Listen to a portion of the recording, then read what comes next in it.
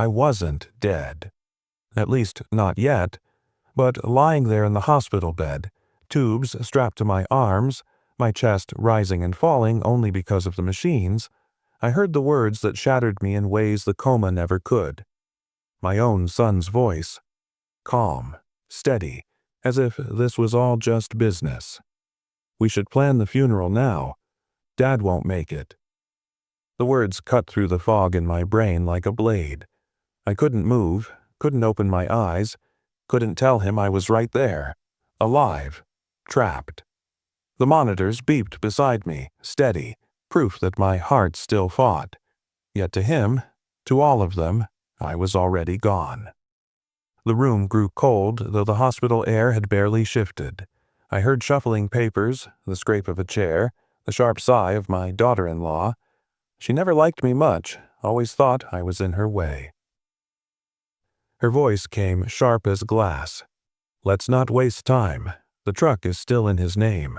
We'll need to sell that. The furniture, too. The house should go to us, obviously. My son didn't argue. He hummed his agreement like she was reading from a checklist. They were already dividing me like I was nothing more than a garage sale waiting to be priced. Then came another voice, one I never thought I'd hear joining in. My own sibling. Blood of my blood. Grew up with me, fought side by side with me when we had nothing.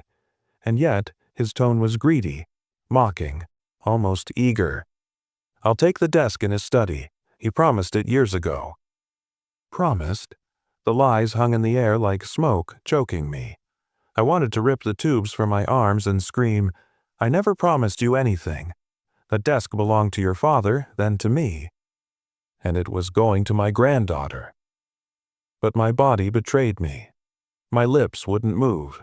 My fists wouldn't clench. All I could do was listen as they stripped me bare. The worst cut came softer than the rest. My daughter, my little girl who once ran into my arms when storms scared her, who once asked me to braid her hair before her first dance. Her voice, quiet, pretending to be reasonable, but every syllable cracked my chest wider. We should clear out the house before the bills pile up. Dad would understand. Understand? No, I didn't understand.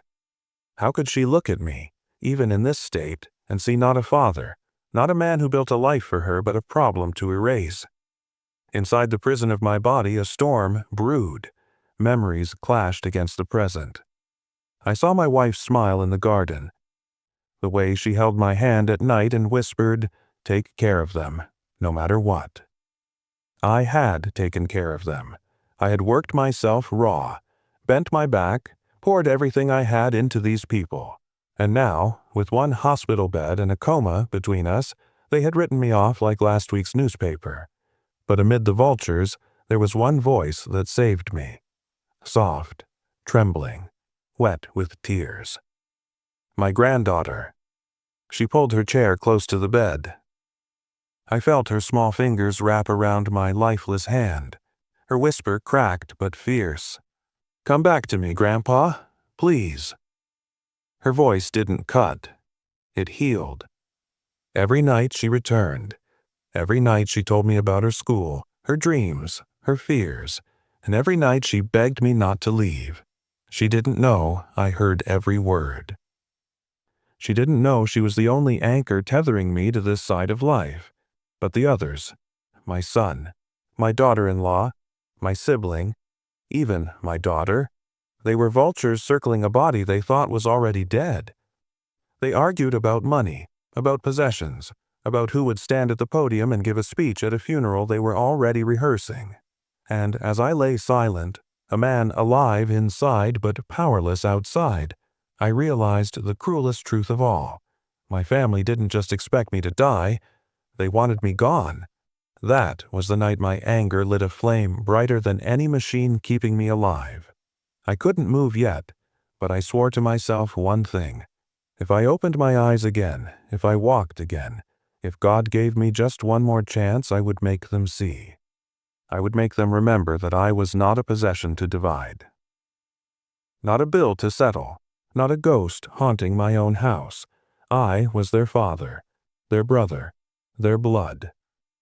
And when the time came, they would see my face. Not in a coffin, not in a framed photograph on a mantel, but standing in the doorway of the very house they tried to steal. The days in the coma blurred together like smudged paint on a canvas. I could not tell if it was morning or night, only that the voices around me never stopped. Sometimes soft, sometimes sharp, but always circling like vultures. My ears worked when nothing else did, and so my punishment was to hear the truth of my family without the masks they wore in my presence when I was healthy. My son's voice came first, always. He was the ringleader, the one who believed the inheritance was his by right. He spoke with authority, as though my pulse didn't still beat, as though the heart monitor beside me was just decoration. We need to figure out the house. It's too big to keep. If we sell it, we can split the money. His tone wasn't grief-stricken, it was practical, like he was negotiating a business deal. That's all I had become to him, an asset to liquidate. Beside him, my daughter-in-law chimed in. Her words dripped with calculation. The car should be in my name. He wouldn't need it anyway. I'll handle the paperwork. She said it so casually, like claiming an old lamp from a thrift store. I had seen that hunger in her eyes before, but I never believed she would sharpen it against me. Every sentence she spoke made me feel like I was already a ghost. Then there was my sibling, the one who had known me since childhood. His voice carried no warmth now, only entitlement. The desk, the watch, the rifle, he promised those to me. Don't fight me on this. Promised. The lies burned, because I had promised nothing. Those were family heirlooms, meant for my granddaughter, meant to pass down with love and memory. But he twisted my silence into agreement, using my stillness as proof of his claim. Even my daughter, the one I thought had a softer heart, joined in. Her voice was quieter than the others, but her words cut just as deep. We should go through his closet soon. It's sad, but it's practical. Practical. That word echoed inside my head like a curse. To her, my belongings weren't memories or treasures, they were problems to solve, clutter to remove. Each voice stacked upon the other, layering betrayal on top of betrayal until I could barely breathe. I was trapped in my own body, condemned to hear how little I meant to them now. They didn't cry. They didn't pray. They didn't hold my hand like my granddaughter did. They just divided me piece by piece the way scavengers pick at a carcass. I wanted to rage. I wanted to scream and shake the room until their greed shattered. But all I could do was lie there, heart pounding against the weight of their words, vowing that if I ever opened my eyes again, I would never let them forget what I had heard in that room. When the voices finally faded, I was left in silence.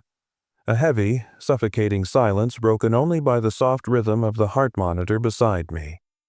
Each beep reminded me I was still alive, though my family had already signed my death certificate in their minds. In that silence, my thoughts carried me backward, into the life I once had. Memories became my refuge and my curse. I saw my wife's face first. Margaret. Her laugh came to me like a breeze through an open window on a hot summer day. She had been gone for years, but in my coma, she felt close enough to touch. I remembered the way her hand always found mine at the dinner table, even in front of the kids. She used to whisper, "No matter what happens, we'll take care of them." She meant love, protection, sacrifice.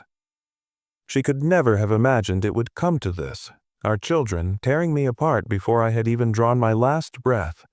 One memory bled into another. I saw the house when it was first ours, the smell of fresh paint, the way the floors creaked under our steps as if they were alive. I remembered carrying my son on my shoulders through that same house, his laughter bouncing off the walls. I remembered my daughter running down the hallway in socks, sliding across the wooden floor until she fell into my arms. That house was more than bricks and wood. It was love built layer by layer, year by year. And now, to them, it was just an asset to divide. I thought of my sibling, too, the one who now fought over a desk and a watch. We had grown up with nothing, 2 boys in a drafty little room with hand-me-down clothes and empty pockets. We promised each other we would never let greed tear us apart like it did with other families. I would have given him my last dollar if he needed it. I did, many times. But in that hospital room, his voice wasn't the voice of my brother. It was the voice of a man who saw me as a doorway to what he wanted. And then my daughter, my sweet little girl, who used to crawl into my lap during thunderstorms, pressing her head against my chest because she believed her daddy could protect her from anything. Where did that child go?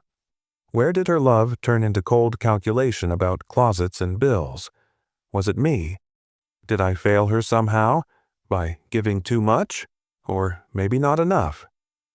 The questions echoed louder than the heart monitor, tormenting me in ways the coma never could. But the sharpest memory, the one that brought tears to my closed eyes, was of Margaret's final days. The hospital smelled the same then, the same sterile walls and the same hollow air. I held her hand as she whispered, "Promise me you'll be strong. Promise me you'll never let them forget who you are." I promised her. I thought I understood what that meant at the time, but only now, lying half dead with betrayal hanging over me, did I realize the weight of her words. Those memories were bittersweet. They hurt, but they also gave me strength. Each memory reminded me of who I had been before this coma, before my family's greed tried to erase me. I wasn't just a man in a bed. I was a father who built a home, a husband who loved deeply, a brother who sacrificed, a man who had lived and fought and bled for the people now plotting to bury me alive. And as the memories swirled, one thought rose above the rest. If I ever opened my eyes again, I would not let Margaret's promise die with me. I would stand. I would look them in the eyes. And I would remind them that a man is not measured by the possessions he leaves behind, but by the respect he commands while he still breathes. In the blur of betrayal, when every word from my family carved into me like a blade, there was one sound that reached me differently. It wasn't sharp. It wasn't greedy. It wasn't plotting my end. It was soft, trembling, and filled with something I thought I had lost in that room. Love. My granddaughter. Every evening, when the rest of them grew tired of circling my bed like scavengers, she came quietly into the hospital room. I could feel her presence before she even spoke, the weight of her small hand slipping into mine, the warmth of her cheek pressed against the back of it, and then her voice, breaking through the coma haze like sunlight through storm clouds. "Please come back to me, Grandpa. Please. I need you." The others never begged me to come back. They begged only for my possessions, for control, for money. But she begged for me, for the man I was, not the things I owned. Her voice carried the innocence of youth and the strength of someone who hadn't yet been poisoned by greed. Sometimes she told me about school. I listened as she described her history project, her complaints about a teacher who hated everyone, the way her best friend betrayed her by leaving her out of a sleepover. Her little problems, so small compared to what I was enduring, still carried me back into the world.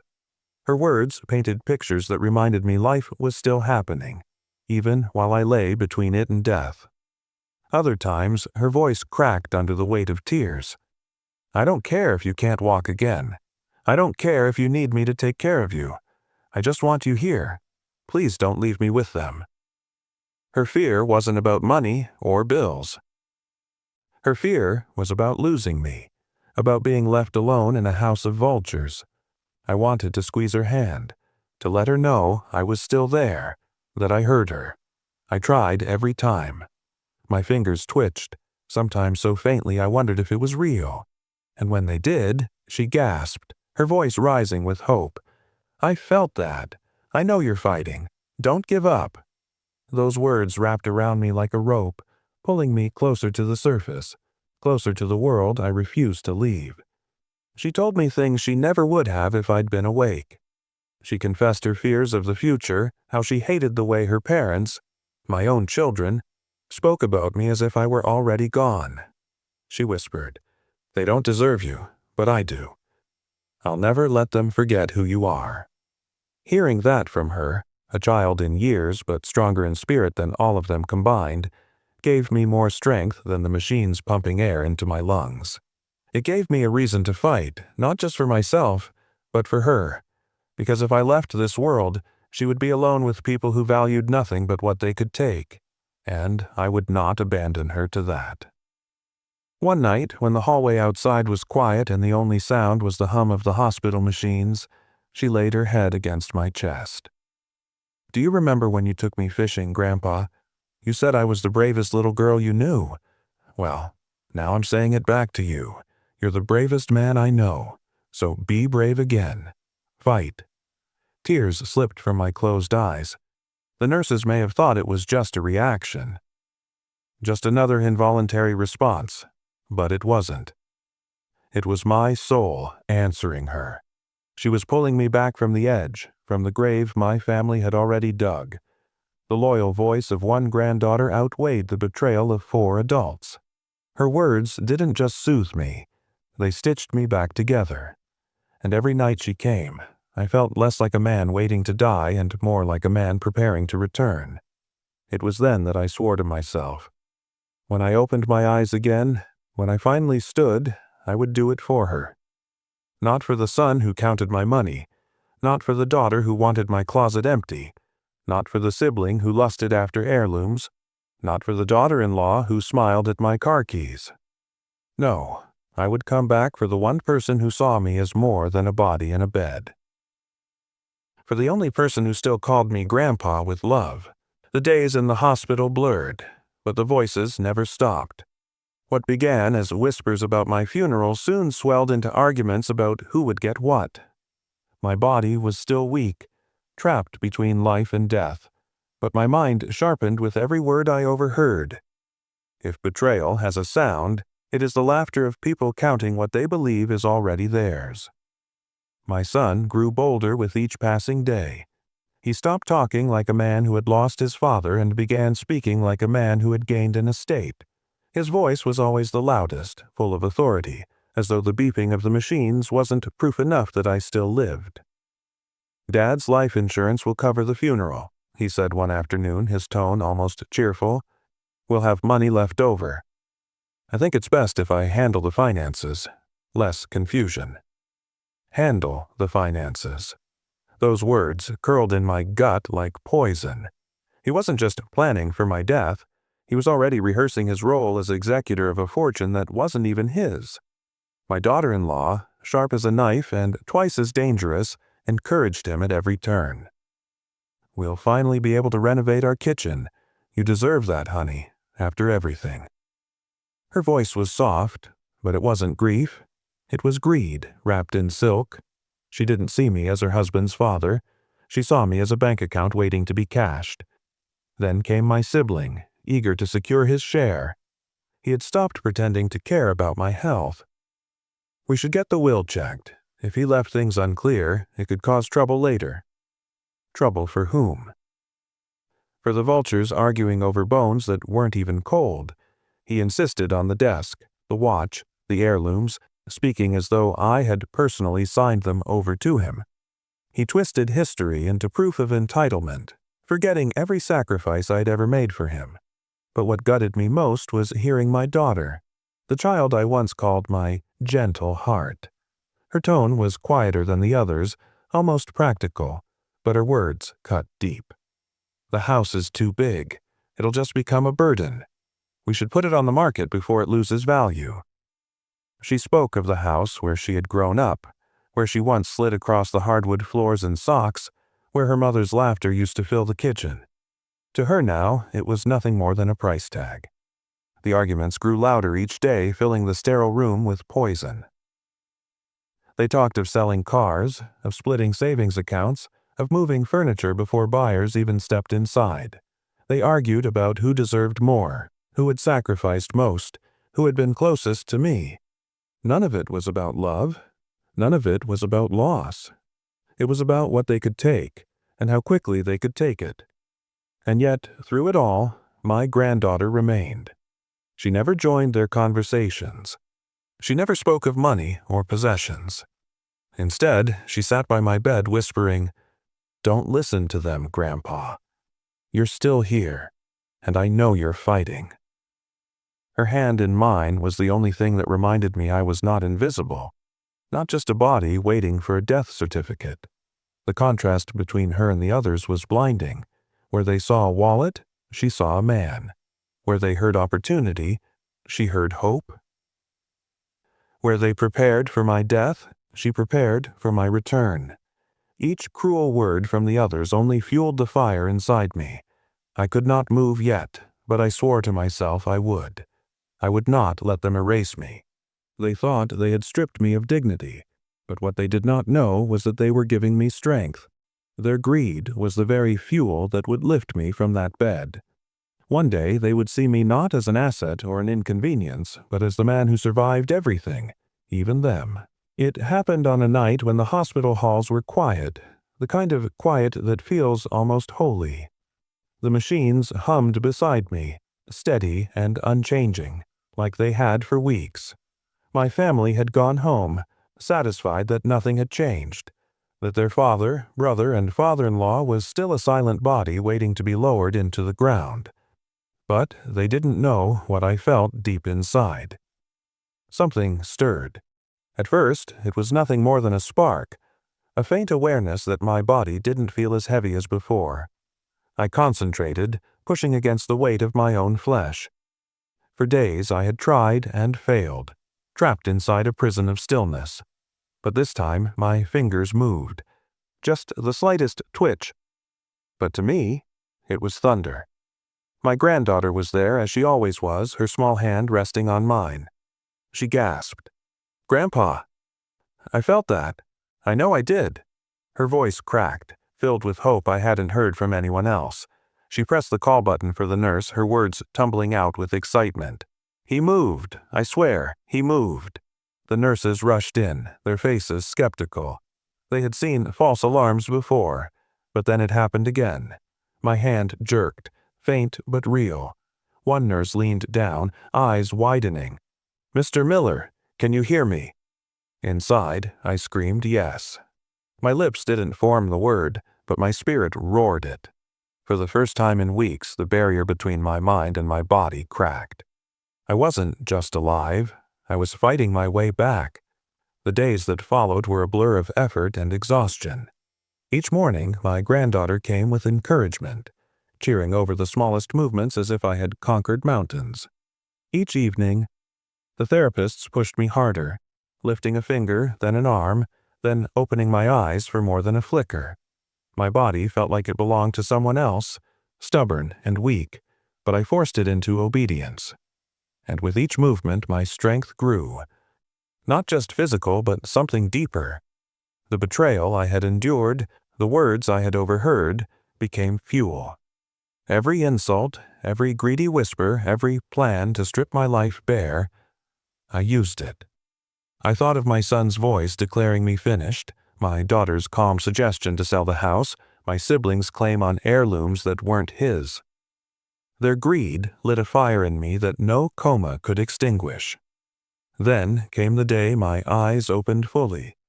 The ceiling above me sharpened into focus. The light stabbed at me, harsh and real. My chest heaved as if I had broken the surface of water after nearly drowning. The nurse gasped, calling for a doctor. My granddaughter's sobs of joy filled the room as she clutched my hand. "I knew you'd come back. I knew it." My family, the ones who had plotted my funeral, stood in shock when they heard. My son's voice carried disbelief. "He woke up? Are you sure?" The daughter-in-law muttered something about doctors exaggerating. My sibling grumbled about recovery being temporary. Not one of them expressed joy. Not one tear of relief fell from their eyes.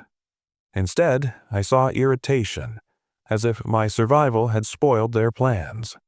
That moment told me everything I needed to know. To them, I wasn't a father, a brother, a man. I was a roadblock. My continued existence complicated their schemes. But what they didn't realize was that the roadblock had teeth. Rehabilitation was brutal. My muscles shook under the strain of simple tasks. Breathing felt like work, but I welcomed the pain. Every ounce of progress was a victory they could not take from me. My granddaughter became my shadow, celebrating each milestone. "You lifted your arm, Grandpa. You said a word." She believed when no one else did. My son stopped visiting as often. My daughter-in-law rolled her eyes at therapy sessions. My sibling muttered about false hope, and my daughter, my gentle one, barely looked at me. Their disappointment fed me more than any medicine. At night, when the hospital halls darkened and even the nurses grew quiet, I thought of my wife. Margaret's voice came to me as clear as the day she left this earth. "Promise me you'll be strong. Promise me you'll never let them forget who you are." I whispered inside myself, "I promise." And this time, I knew I would keep it. The turning point wasn't just waking up. It was realizing that I didn't just want to live. I wanted them to see me live. I wanted to walk into that house they plotted to sell, stand before the son who had already buried me, and make them face the man they had underestimated. They thought they could divide my life like spoils from a battle. But the war wasn't over. The soldier in me, the father in me, the man my wife had loved, he was rising again. And when the time came, I would make them regret ever mistaking me for dead. Recovery was slow, brutal, and unkind. My body felt foreign, like I had been forced to live inside someone else's skin. Every movement came with pain. Muscles that had withered screamed when pushed. My throat burned when I tried to form words. But beneath that suffering lay a truth the doctors didn't know. I had already endured worse. Betrayal cut deeper than pain.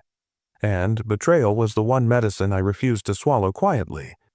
I decided early on that my recovery would be my secret. My family, the ones who had planned my funeral while I was still breathing, didn't deserve to know how much of their words I had heard. They didn't deserve to know that their whispers in the hospital room had been knives carving themselves into my memory. So I let them believe I was weaker than I was. I let my eyes droop when they visited.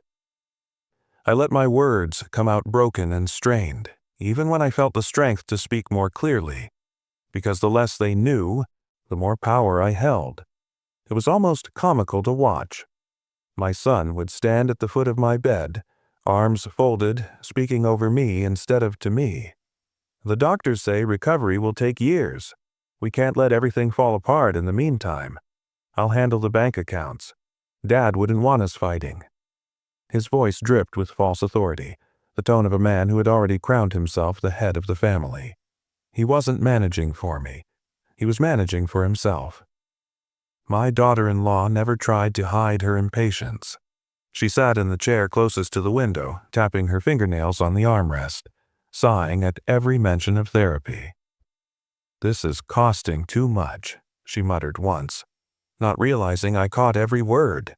"We should move him to a cheaper facility. He's not going to bounce back, at least not in a way that matters." Her words stung worse than the needles in my veins. To her, my survival was a burden, not a blessing. My sibling came less often, but when he did, he made sure to remind everyone of what he wanted. "Don't forget, the desk should come to me," he promised. I closed my eyes and let him speak, though inside I wanted to laugh. My sibling had taken so much from me in our youth, leaning on my generosity, and now he wanted to steal the last symbols of my life. Promised? No. I had promised nothing. But he spoke as if my silence was agreement. Even my daughter, my quiet one, visited without warmth. She avoided my eyes, spoke in clipped tones, and treated me like a stranger. "We need to think about selling the house," she told my son during one visit. "The longer it sits empty, the harder it will be." Empty. That word made bile rise in my throat. To her, the home that held our family history, the home where her mother's laughter once rang out, was already empty because she had erased me from it. But I was not empty. I was full. full of anger, full of resolve, full of the fire to prove every one of them wrong. Meanwhile, my granddaughter stayed at my side. She never treated me as fragile. Instead, she celebrated every step forward. "You said 3 words today. That's amazing," she cheered when I rasped out, "I am here." Her smile, her belief in me, reminded me why I needed to fight. Not just for myself, but for her, because she was the only one who had stood by me when everyone else had turned away. The doctors noticed progress too. My grip tightened around a spoon. My steps in the therapy room became steadier. I learned to balance again, each motion rough but real. But I asked them to downplay it in front of my family. "Don't tell them too much," I whispered once to the nurse. She gave me a knowing smile. She understood. And so I built my strength in silence. I listened as my son whispered with his wife about bank transfers. I listened as my daughter asked about selling furniture. I listened as my sibling complained that I was lingering too long. Their greed poured into me like gasoline on a flame. The stronger they plotted, the stronger I became. One evening, after therapy, I stood at the window of my hospital room, gripping the sill, watching the city lights flicker in the distance. My legs trembled, but I didn't fall. I whispered into the glass as though Margaret herself were listening on the other side. "You told me never to let them forget who I am. I won't. I promise." The secret recovery wasn't just about walking again or speaking again. It was about preparing. Preparing to stand before them not as a frail man, not as the half-dead body they had written off, but as the father, brother, and man they had betrayed. Alive, strong, and ready to look them in the eyes.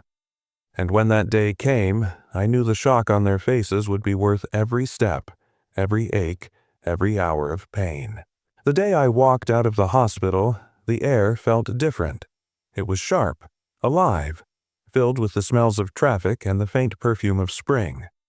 I stood at the curb with a cane in my hand, but make no mistake, the cane wasn't a crutch, it was a weapon of patience.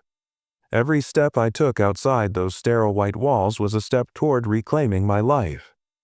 The doctors called my recovery miraculous. They spoke of resilience, determination, and a willpower most patients didn't have. They didn't know the truth. My recovery hadn't come from therapy alone. It had come from betrayal, from the words of my son, my daughter-in-law, my sibling, and my own daughter as they stripped me bare while I still breathed. Every whisper of greed had been fuel. Every plan for my funeral had been a match. And now, I was the fire. My granddaughter insisted on walking beside me that first day. She clutched my arm, her face beaming with pride. "See, I told you, you're stronger than they think." She didn't know how right she was. She didn't know that strength had been forged in silence, sharpened like a blade in the dark. At home, the reality of their betrayal hung heavy. My house, the one they had already planned to sell, was exactly as I had left it, but it no longer felt the same. I ran my hand along the banister, remembering the years of laughter, the birthdays, the holidays. To me, it was a monument to family. To them, it was a bargaining chip. I moved carefully, testing my legs, feeling each muscle tremble under the weight of my determination. My granddaughter stayed close, watching as I climbed the stairs slowly, one deliberate step at a time. At the top, I turned, my chest heaving, but my eyes burning with fire. "They wanted me gone," I told her, my voice steady, "but I'm not gone, and I'm not finished." That night, alone in my room, I opened the drawer of my old desk. Inside were documents they didn't know about. Proof of ownership, insurance papers, the will that I had never shown anyone. They thought they could write my story without me, but they didn't know I held the pen. I ran my fingers over the papers, a reminder that control was still mine. I began preparing, not just physically but mentally. Each morning, I walked a little farther. Each afternoon, I lifted a little more. My cane tapped against the floor with rhythm, not weakness. I practiced my speech in the mirror, my voice still hoarse but growing stronger. You planned my funeral while I was alive. You buried me before I was gone, but I came back. The more I practiced, the more I felt Margaret with me.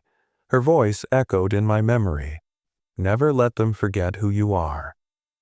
I stared into the mirror, into my own eyes, and whispered back, they will remember, every last one of them. Meanwhile, I kept listening. My granddaughter told me things she overheard, her parents arguing about selling the house, her uncle demanding to know about accounts, her aunt counting what she thought would be hers. They still believed I was too weak, too fragile to stop them. That was my advantage. Let them think I was harmless. Let them think I was fading.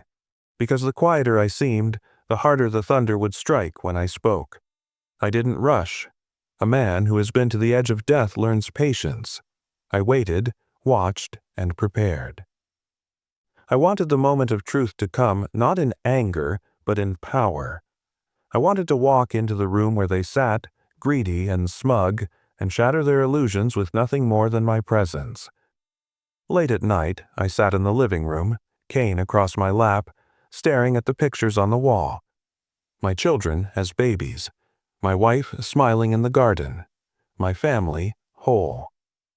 Tears stung my eyes, but I did not let them fall. Those pictures were not reminders of what I had lost. They were reminders of what I was fighting for. I told myself over and over, the time is coming. Soon they will see me not as a possession, not as an inconvenience, not as a corpse waiting for burial. They will see me as I am, alive, unbroken, and unwilling to forget. And as the days passed, my steps grew stronger, my voice louder, my spirit brighter. I was not preparing for a conversation. I was preparing for a reckoning. The day I chose to confront them was ordinary for everyone else, but for me, it was Judgment Day. The sun shone through the clouds, cars rolled along the street, neighbors watered their lawns. The world moved on, unaware that inside one house, a reckoning was about to unfold. I dressed carefully. No hospital gown, no fragile pajamas. I put on a pressed shirt, slacks, and the watch my wife had given me decades ago. The watch my sibling had already claimed as his. I fastened it with deliberate care, every tick reminding me I was still here. My cane tapped against the floor as I made my way to the door, but I carried it not as a crutch, as a signal. A steady rhythm that said, I'm alive, I'm coming. My granddaughter walked beside me, her small frame filled with nervous energy. She kept glancing at me, her eyes a mix of pride and worry. Are you sure, Grandpa? She whispered. I squeezed her hand. More sure than I've ever been. We arrived at the house. My house. The one they had already circled like vultures ready to pick it clean. The driveway held cars that weren't mine. My sons, my daughters, my siblings. They had gathered like a pack of wolves around a kill they thought was theirs. I pushed the door open. The familiar creak of the hinges rang through me like a battle drum. Inside, voices rose and fell in heated conversation. They were in the living room, papers spread across the coffee table, their faces tight with greed. My son stood at the center, commanding the conversation as if he were already king. We need to sign this agreement. Once the house is sold, we can divide everything evenly. That's fair.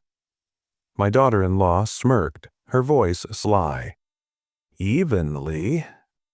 Please. You've done the most for him. You should take more. My sibling slammed his fist on the arm of the couch. Don't forget what he promised me. The desk, the watch, the rifle. They're mine. And then my daughter, her voice quiet but sharp. We shouldn't wait much longer. The bills are piling up. We need to act now. They were so consumed by greed that they didn't hear me at first. My cane tapped against the hardwood floor, steady and slow, like a heartbeat growing louder. Tap, tap, tap. My granddaughter stepped into the room first. Her face was flushed with excitement. He's here. They turned, annoyed at the interruption. And then they saw me. Time froze. My son's mouth fell open. His face drained of color, as if the ghost he had buried in his mind had come to haunt him in flesh. My daughter-in-law gasped, her hand flying to her chest, her smirk evaporating into pale shock. My sibling's eyes bulged, his lips parting with words he couldn't form. And my daughter, my gentle one who had turned so cold, covered her mouth, her eyes wide with disbelief. I stood in the doorway, shoulders squared, cane planted firmly on the floor. My voice, still rough but steady, broke the silence. Funny thing, I'm not dead. The papers slipped from my son's hands. The sound of them scattering across the floor filled the silence like thunder. He stammered, "Dad, we didn't." I stepped farther into the room, each tap of my cane like a gavel striking judgment. Didn't what? Didn't mean to divide my life while I was still breathing? Didn't mean to plan my funeral while my heart still beat? They shifted uncomfortably, eyes darting from one another.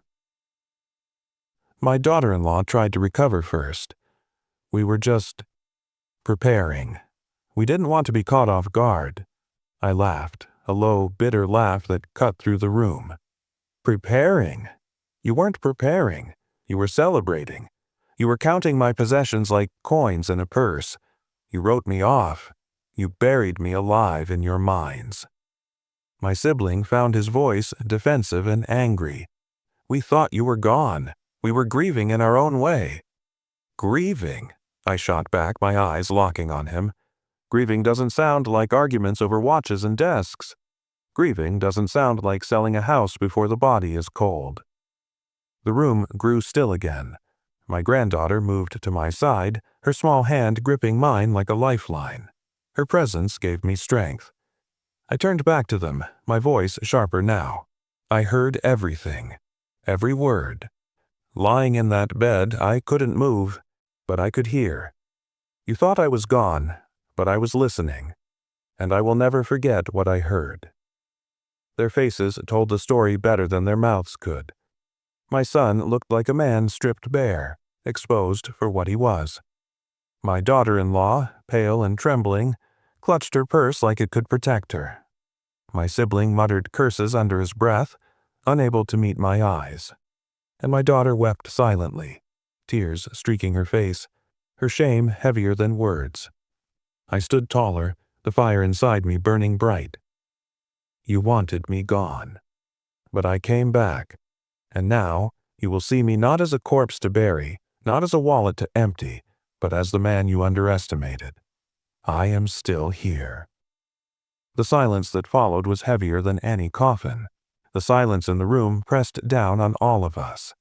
My cane stood steady, planted firmly on the hardwood floor, the weight of it echoing the weight of my words. Their eyes darted, their hands twitched, but none of them spoke. They had been caught in the act of burying me while I still lived, and there was no easy way to rewrite that. I took a step forward, my granddaughter clinging to my arm, her presence grounding me. My voice came low but clear, each word striking like a hammer. I wasn't asleep. I wasn't deaf. I wasn't blind. I heard everything. My son stiffened, his face tightening. Dad, you don't understand. I cut him off, slamming the cane against the floor. Don't lie to me. Lying is what you did at that bedside, thinking I couldn't hear. But I was there, inside my own prison, forced to listen while you treated me like a corpse. And let me tell you, there is no pain like hearing your own children carve you apart while your heart still beats. His mouth shut, his eyes dropping to the floor. I turned my gaze on my daughter-in-law. Her painted face paled, her lips pressed tight. You spoke of my truck, my car, my belongings like they were already yours. You sat there and told him you'd take the paperwork, as if my life was just red tape to sign away. Did you think I couldn't hear you? Did you think my silence meant consent? She opened her mouth, closed it again, her fingers twisting around her purse strap. I was just trying to make things easier. Easier for who? I snapped. Easier for my son, who couldn't wait to spend what I built. Easier for yourself, so you could remodel your kitchen with the money from my grave? Don't dress greed in silk and call it care." Her head dropped, shame painting her cheeks red. Then I turned on my sibling, the one who had grown up in the same house I did, who had shared the same struggles. "And you," I said, my voice colder than I thought possible. "All those years I helped you, gave you when you had nothing. And at my bedside, you argued over a desk, a watch, a rifle. Things. Just things. You lied and said I promised them to you. Do you know what I promised you? That I'd always have your back. And this is how you repay it?" He sputtered, defensive. "You don't remember right. We talked about it." "No," I cut in sharply. "You talked. I never promised. I never agreed. You turned my silence into permission because it suited you. But I was listening. And I will never forget the sound of your voice claiming what wasn't yours while your brother lay between life and death." His shoulders slumped, his anger deflating into something smaller, weaker. Finally, my eyes turned to my daughter, the one who had been my gentle child. Tears already welled in hers, running down her cheeks before I even spoke. That broke me more than her words ever had. "You," I whispered, my voice trembling, "you were the one I thought would never betray me. My little girl who once ran into my arms when thunder scared her, who once told me her daddy was her hero. But in that room, you spoke of closets, of bills, of selling the house where your mother's laughter still lingers in the walls. You erased me before I was gone." She sobbed, her hands covering her face. "I didn't mean it like that. I was scared. You thought I wouldn't come back," I said, my chest tightening. "You thought practicality mattered more than love. But let me tell you, there is no practicality in betrayal. There is only shame." The room was heavy with it now. Shame, regret, fear. Their faces told the story they would never put into words. My son pale as chalk, my daughter-in-law trembling, my sibling shrinking, my daughter drowning in her own tears. I straightened, gripping the cane like a judge's gavel. "I came back for one reason, to remind you all that I am not a possession. I am not a house to sell or a car to drive or a bank account to split.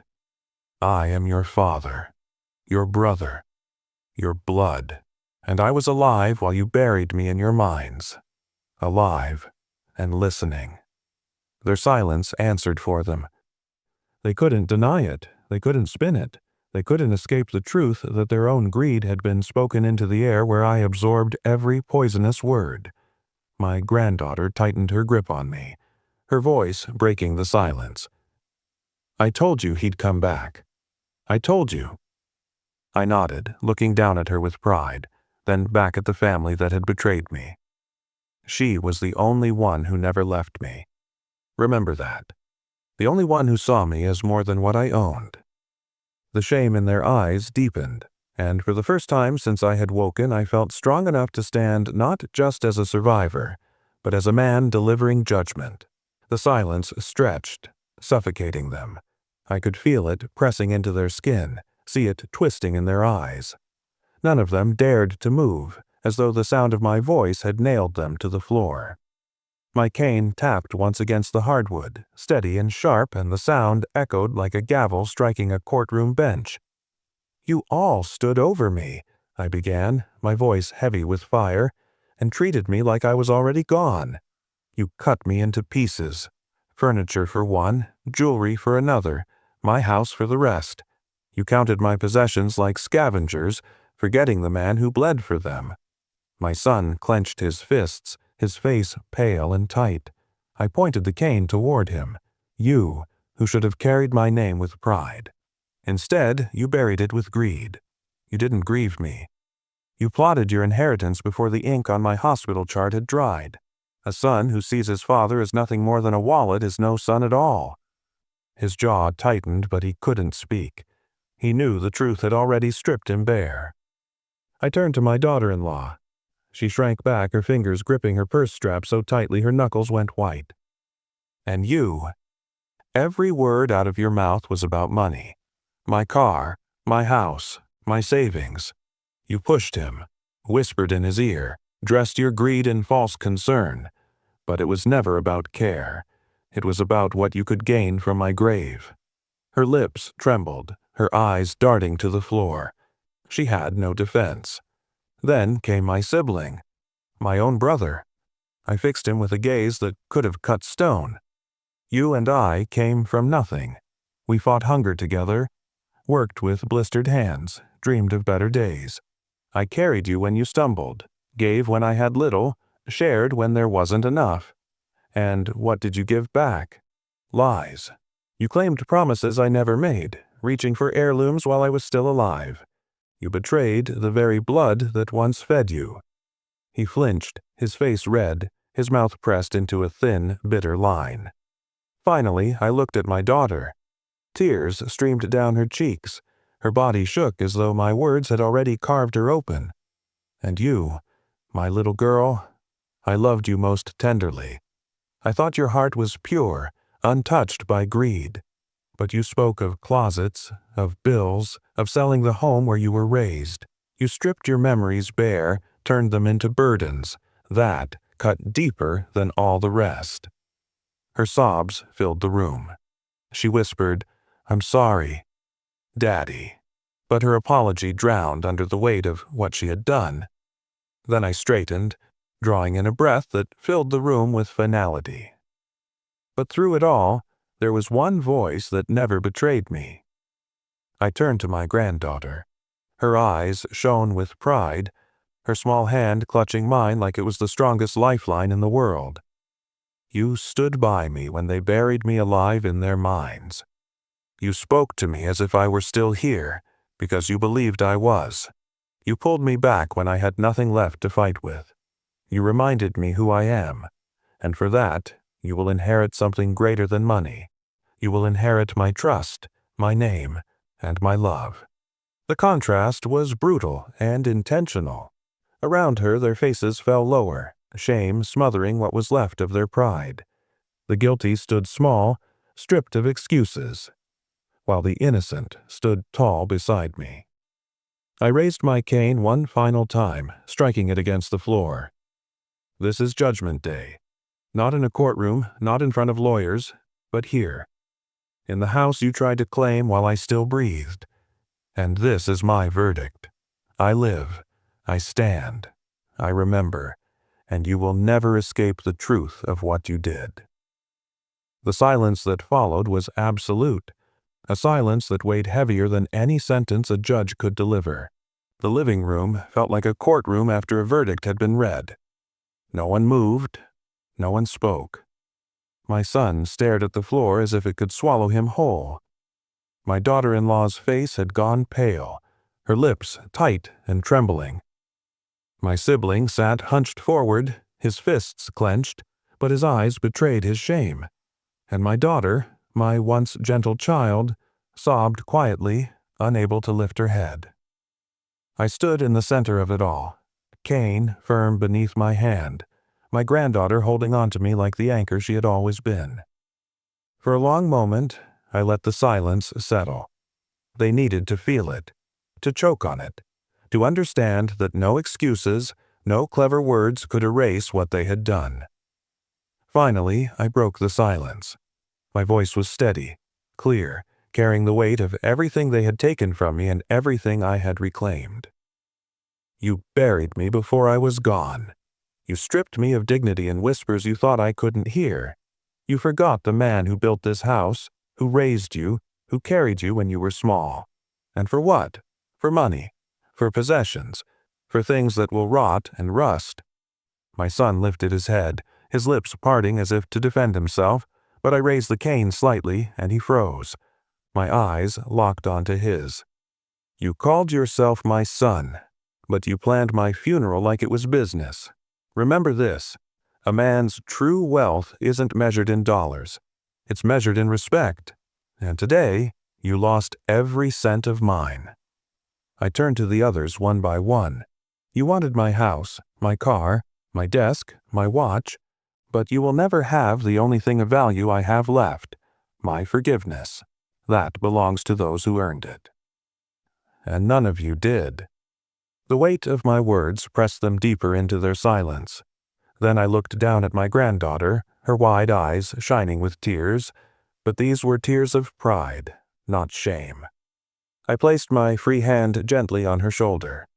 You, my dear, gave me something money can't buy. You gave me hope when hope was gone. You gave me love when I was surrounded by greed. And for that, you will inherit my trust, my stories, my name. You are the reason I'm standing here. She threw her arms around me and I held her close.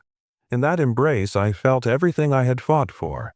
Not possessions, not property, but love that was pure and real. When I released her, I turned back to the others. My voice dropped lower, but sharper, each word cutting through the heavy air. This is not revenge. This is revelation.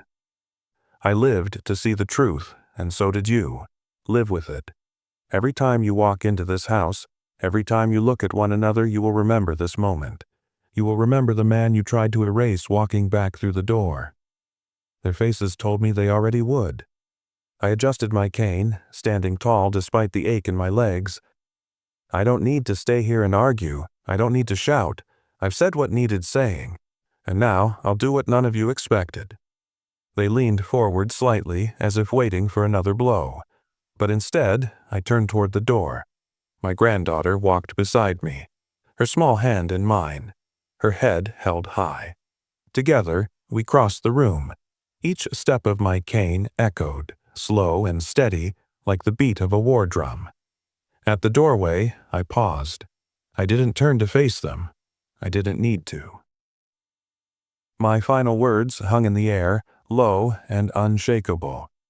You planned my death, but I chose my life, and that choice means I walk out of here with dignity.